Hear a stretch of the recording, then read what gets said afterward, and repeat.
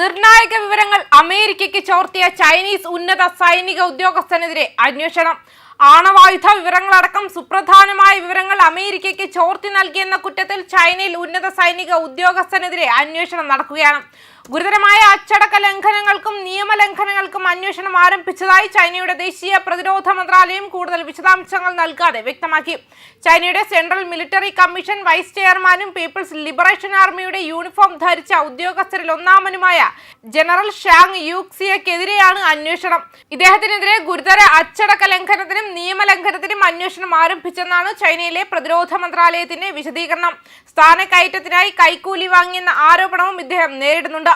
അധികാര ദുർവിനിയോഗം, സൈനിക ഭരണകാലത്തെ അഴിമതികൾ, ആയുധങ്ങൾ വാങ്ങിയതുമായി ബന്ധപ്പെട്ട ക്രമക്കേടുകളടക്കം മറ്റു പല കാരണങ്ങളും ഷാങ്ങിനെതിരെ നടപടിക്ക് പിന്നിലുണ്ടെന്ന് ചൈന പറയുന്നു. ചൈനീസ് പ്രസിഡന്റ് ഷീ ജിൻപിങ്ങിന്റെ വിശ്വസ്തരിൽ പ്രമുഖനായിരുന്നു ഇദ്ദേഹം. ഇപ്പോൾ സൈന്യത്തിലെ കസ്റ്റഡിയിലെന്നാണ് വിവരങ്ങൾ. മറ്റൊരു മുതിർന്ന ഉദ്യോഗസ്ഥരും കസ്റ്റഡിയിലുണ്ടെന്നാണ് അന്താരാഷ്ട്ര മാധ്യമങ്ങൾ റിപ്പോർട്ട് ചെയ്യുന്നത്. അതേസമയം ഈ അവകാശവാദങ്ങൾ ചൈനീസ് അധികാരികളോ പാശ്ചാത്യ രഹസ്യാന്വേഷണ ഏജൻസികളോ സ്ഥിരീകരിച്ചിട്ടില്ല.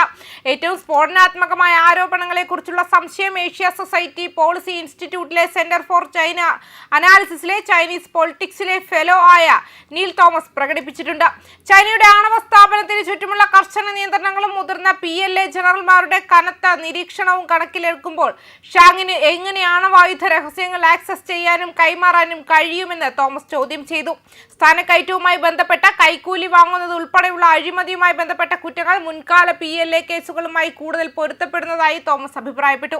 ചൈനയിലെ ആഭ്യന്തര ബ്രീഫിംഗുകൾ എല്ലായ്പ്പോഴും പൂർണ്ണമായതോ സ്ഥിരീകരിച്ചതോ ആയ സത്യത്തെ പ്രതിഫലിക്കുന്നില്ലെന്നും രാഷ്ട്രീയ പരിഗണനകളാൽ നിർണയിക്കപ്പെടാമെന്നും അദ്ദേഹം അഭിപ്രായപ്പെട്ടു. ചൈനയുടെ സൈനിക സംഭരണ സംവിധാനത്തിലെ അഴിമതിക്കെതിരായ വലിയ തോതിലുള്ള നടപടിയുമായി ഷാങ്ങിനെതിരായ അന്വേഷണം ബന്ധപ്പെട്ടിരിക്കുന്നുവെന്ന് വാൾസ്ട്രീറ്റ് ജേർണൽ റിപ്പോർട്ട് ചെയ്തു. മുൻ പ്രതിരോധ മന്ത്രി ലീ ഷാങ് ഫുവിനെ സ്ഥാനഭ്രഷ്ടനാക്കി കമ്മ്യൂണിസ്റ്റ് പാർട്ടിയിൽ നിന്നും പുറത്താക്കിയതിന്റെ മുൻകാല പതനവുമായും ഇത് ബന്ധപ്പെട്ടിരിക്കുന്നു. ഷാങ്ങിന്റെ കീഴിൽ സ്ഥാനക്കയറ്റം ലഭിച്ച ഉദ്യോഗസ്ഥരും പരിശോധനയിലാണെന്ന് റിപ്പോർട്ടുണ്ട്. കൂടാതെ കേസുമായി ബന്ധപ്പെട്ട വ്യക്തികളിൽ നിന്നും അധികൃതർ മൊബൈൽ ഉപകരണങ്ങൾ പിടിച്ചെടുത്തിട്ടുണ്ട്. സായുധ സേനയെ പുനർനിർമ്മിക്കുന്നതിനുള്ള ഷീ ജിൻപിങ്ങിന്റെ വ്യാപകമായ പ്രചാരണത്തിനിടയിലാണ് അന്വേഷണം നടക്കുന്നത്.